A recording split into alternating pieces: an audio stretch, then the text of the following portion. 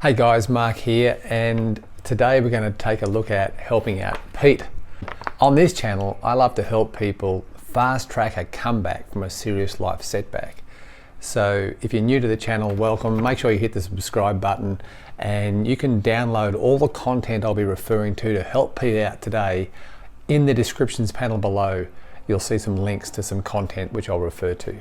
So make sure you go to that. And up next, we'll talk about Pete's situation and how we can help him.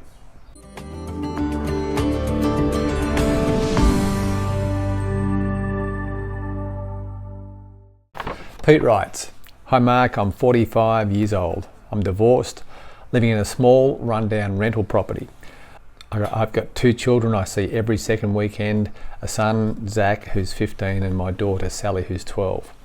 I run a building company and it's struggling. I recently had to put off 3 people. I'm under financial pressure and I'm wondering how I'm going to keep the doors open to support my children.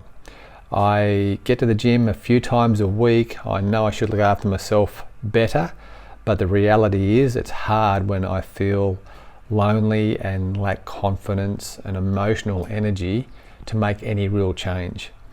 I'm overweight, I eat badly, and I drink too much. I go to the pub a couple of times a week and catch up with a few mates. I relate to that because I did the same thing when soon after my divorce. I caught up with a few mates and did it for quite a while, and I snapped out of it eventually, and I'll share how I did that in a minute. But he said, we're all pretty much in the same boat. We drink, we share war stories, and we lick our wounds together. I don't have anyone else I can really talk to. I have a sister, Michelle. She's married to a super successful business guy, and I feel intimidated just talking about him.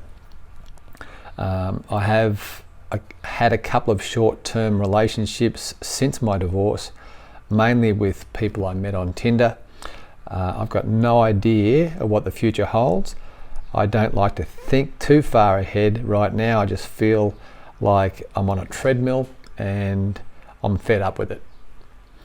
So Pete, I know how you feel, because I felt the same way, and hopefully I share a few things here over the next few minutes that can help you break out of this cycle of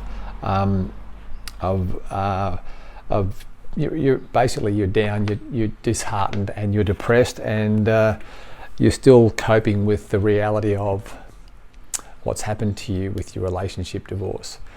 So Pete, the first thing we've got to change is some habits. And I understand exactly where you're at. I was there for a long time.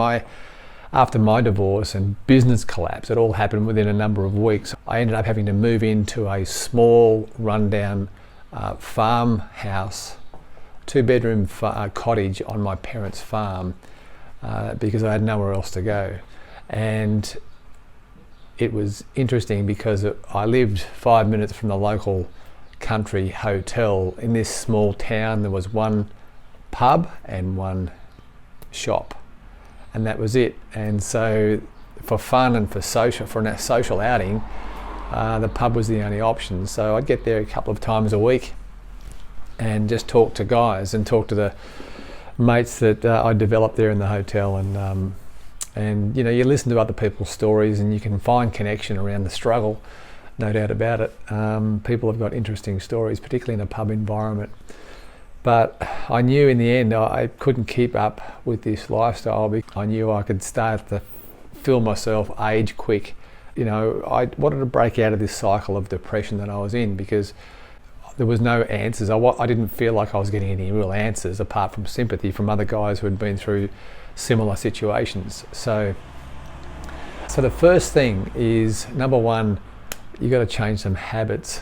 And if you don't change, nothing changes unless something changes.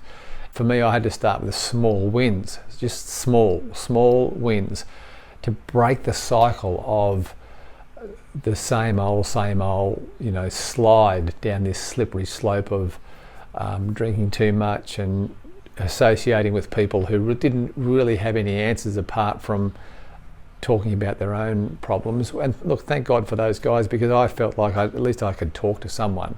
But in the end, you have to find people that can speak life into your situation.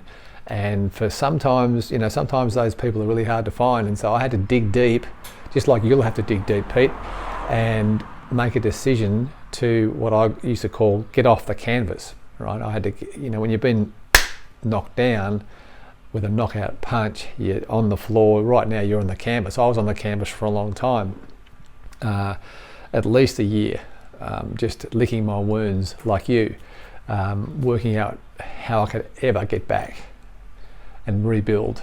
Could I do it? And I had a lot of self-doubt, and I'd lost my confidence. And sounds like you're in a little bit of a similar situation, right? So make a decision that I have to change I have to break the inertia and break the habit cycle of what's not working right now. So start with small wins. Now for me, I just made a decision that I wasn't going to drink as much. I was going to try and get fit, right? These are things I had control over. They're decisions that I could make myself, and then back up with some action to see some results and see some habit changes. And what I was after here, and what I read about, was the important thing to achieve was to change your habits, right? So little wins, right? Not big lifestyle habits, but small wins of things I could control. And they were, in my case, not drinking as much and trying to get fit. And by that, I just started to run 2 or 3 times a week. That was my initial goal. And then I thought, well, every time I felt like a drink, I'd go for a run. And it was hard initially, obviously, when you change your habit, because it is hard. But it's amazing how quick you can develop a new habit. And then that little habit that is now created gives you confidence, just a little teeny weeny bit of confidence to change some other habits in your life. And by that, you begin the process of rebuilding, just by succeeding and developing some new habits around some small things that you can control. So the next step is to spend some time writing down what it is that you do want, right? Now we know what you don't want, right? But what is it that you do want? And I say that because, so many times we look at our current situation, and I was there for a long time where I knew what I didn't want. I didn't want to feel this way. I didn't want to feel lonely. I didn't want to feel stressed. I didn't want to have the struggle day in, day out of having no money. So I knew what having money was like, because thankfully I'd had a taste of that in business. But when I lost it all, I went from having a reasonable lifestyle to having a lifestyle which was down here. So I went from the penthouse to the outhouse. These days I've rebuilt stronger than I ever have been in my life, financially, family, in all areas. But to go from here to here and then back up to here requires, you have to understand it's a cycle, right? It's a journey that you're on. If you've come from here and now you're down here, this is the valley. This was the mountaintop. Now you're in the valley. The main thing is, when you're going through a hard time, don't stop, right? When you're going through hell, don't stop. Continue to just focus on. Now you got to try and work out what you do want. What is it that you want, right? In 5 key areas of life, because I had to simplify it, make it real simple. Number 1, my family. What did I want from my family? Now, obviously, some things in my family life would never be the same again, but I had to start to think about what I did want when it came to my children and any future relationship that I would end up being involved in. And it took me a long time to get to a place where I could actually decide to commit to anything in that space ever again. But family, my fitness, my finances, these are all F words actually. My faith, right? Now you may have a faith, you may not. I'm not sure. If for this exercise, don't worry whether you do or whether you don't, but your faith life. And the last one is fun. What do you want to do for fun? What makes you, what do you enjoy, and what would you like to do more of? So write these things down, make sure that they are specific, and make a list, as if you couldn't fail. What would you do with your family, your fitness, your finance, your fun, and your faith, right? These are key areas of life that you really need to have some clear mental pictures of what you want, because then that leads to the next step, and that changes the feelings, right? The feeling, we start to find feelings of encouragement and inspiration, and we start to feel like maybe even intimidation sometimes, because we don't like thinking about things we want, because right now we don't have a way to get to where we want to go financially, because a lot of these things do take money, right? But don't worry about that. The vehicle on how to get to where you want to be will present itself, but the first step is you've got to work out where you want to be. Okay.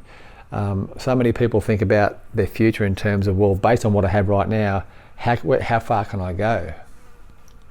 It's more changing it around, flipping it around and going, what do I really want?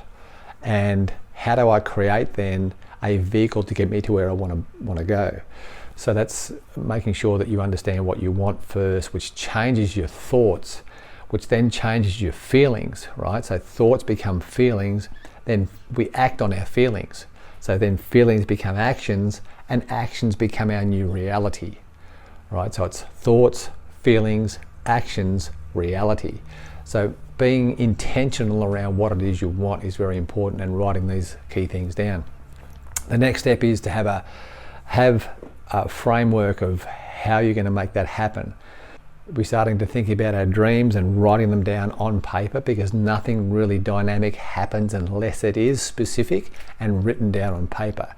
So what are the dreams that you have, right? So the next step is, once you define your dreams across the 5 key areas of life: faith, family, fitness, finance, and fun, what is it that you do want? The next step then is to create some goals across those 5 key areas. And to help you do that, in the descriptions panel below, I have a link to a 1-page document. It's like a blueprint, which has across the top those 5 key areas: faith, family, fitness, finance, and fun. And then down the side we have time frames, 1 year, 2 year, 3 year, 4 years, and 5 years. So, where would you like to be in these 5 key areas of life in 5 years' time? Then breaking it down to 4 years, 3 years, 2 years, and 1 year. And then from there you can even break it down into monthly and weekly. So now you have a blueprint. We've worked out what we want, we've worked out our goals, because a dream without a goal is just a wish, right? You've got to have a date by it. Where would I like to be in 5 years, 4 years, 3 years, 2 years, and 1 year? And then even breaking down your 1 year goal into monthly goals, and then breaking down your monthly goals into weekly and daily goals. So it's actually breaking them down now into bite-sized pieces. But I'll put the link to this template in the descriptions panel below, so you can download that for yourself and print it off, and you can start to work on it. So your dream, your goal, and then having a plan. So this becomes now your plan. This becomes a plan of action on this becomes a plan of action on what to do next in your success drive to your future. And this will help you change your habits. This will help you feel better about you. And then making sure that once you've planned out your work, you then work your plan. So plan your work your plan. So it's a matter of now of backing up the plan with massive action, and prioritizing your time as to, instead of spending time at the pub, you spend time now working on your plan, working on your dream, working on your goal. Start sharing your goal with your children. That'll inspire them too to help you and support you, and that'll inspire them in life to have their own dreams and goals, right? So now you're starting to play a positive impact on their life, which is very exciting. Plan your work and you work your plan, and you back it up with massive action. That will eventually become your new reality. Okay, so it's having your plan and then backing it up with action, right? There's no doubt you can work, Pete. You've proven that, right? You've just, at the moment, you are discouraged, and I'm convinced that if you can just change your thoughts, which will change your feelings, which then changes your actions, which develop new habits, they will become your new reality. Pete, the other thing to do is, in the descriptions panel below, I've got my 10 bold steps. These are 10 bold steps that I took to rebuild my life after my marriage and business collapse. They're yours free to download just by clicking on my website, themarkwaite.com. Click on the link. I'll ask you for your email address, and then I'll send those out to you via email directly into your inbox. 10 bold steps that I took to help me fast track and rebuild my life after a marriage and business collapse. They're yours to download free. So make sure you hit the subscription button and the notifications bell. And if you have any questions on the content I've covered today, make sure you leave those questions in the comments section below. Until next time, I'll see you on the next video.